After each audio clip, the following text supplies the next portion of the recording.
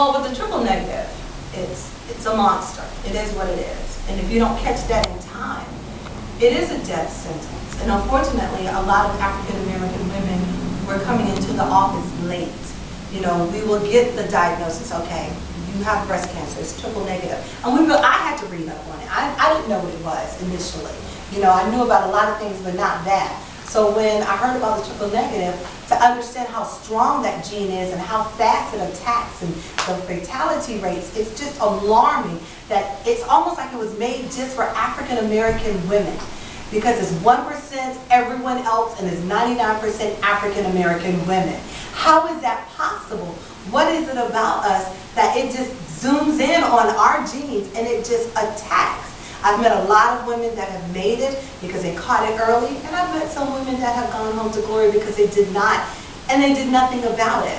So I'm amazed at this triple negative gene. And again, you know, is it man-made?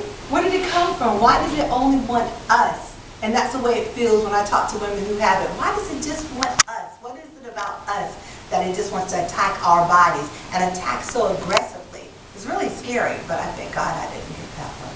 I have enough fighting to do, so I thank God I didn't get that one. Okay, so we're going to come back to what you're doing now. Sorry, I don't know a makeup artist's name. Michelle? Michelle. Yes. Michelle, just give us a little bit on the right-hand side, camera left. Okay. This is one I see it. errant. Yeah. My hair won't act right. In the back.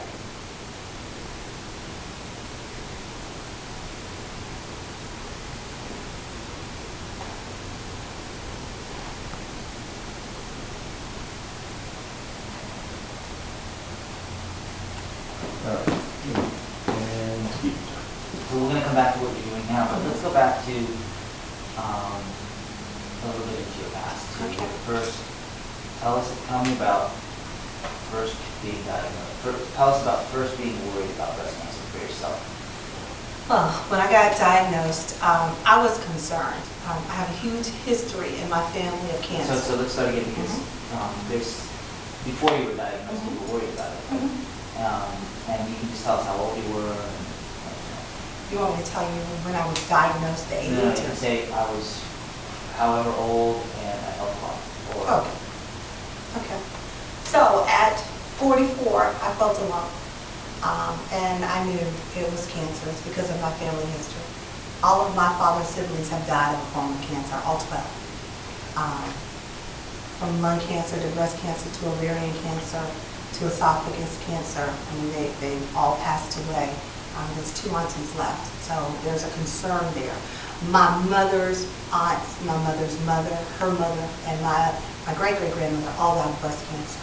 You know, in the early 1900s, the story is my great-great-grandmother, Eva Tabor, had her breast cut off, and due to the fact that it was, you know, the white-black era, they sent her home with 2 stitches in her breast, and she bled to death.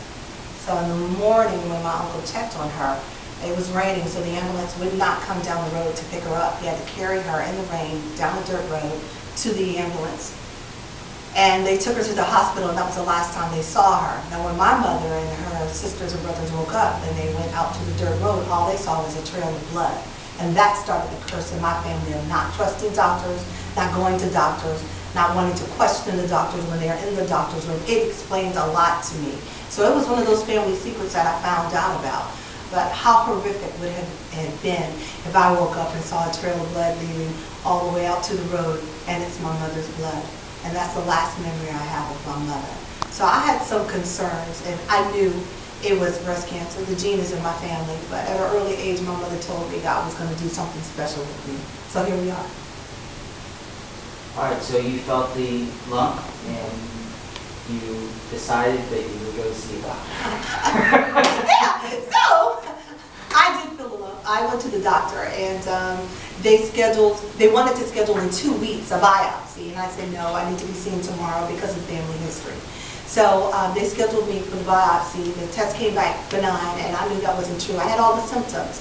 I had the puckering, I had the discharge, and it was painful, and for the first time in my life, I was actually sitting still. I'm a very active person. If I am sitting still, I don't feel well. So the second test came back, and it was benign, and it still didn't feel well to me. So I called them again and I said, Dr. Cooley, I don't feel well. Please just check it again. I know my family history. There's something wrong. I can feel it. I know it. I'm in pain. And he said, okay, we're going to do it this one last time. After that, that's it, Vicki. So he did it again and the test came back benign. I said, okay, I need a specialist or something. This man says, you are interrupting my golf game. There's no reason for this lump to be removed. You need to get on with your life. For cosmetics purposes, we may take it out. But for right now, you've had all the tests, it's benign. You need to get over it and get on with your life. I immediately called Rhonda Fox. From California, she came. We were seen the next day by the head surgeon who looked at it on the microscope, looked at it on the screen, and he said, I can look at it and tell you it is benign. Not only that, the lump on your arm proves that it is spread to your arm. Wait, you said benign? I'm sorry. Yeah, so start back again. I don't know, do we want to say Rhonda Fox? You could just say Victorianne specialist. Okay, no names. No names. Unless, because if you say Rhonda Fox, then you have to. Oh, go. You have to call Rhonda. Rhonda. Yeah, she's a fireworks. Okay. Great. Sorry about that. So just start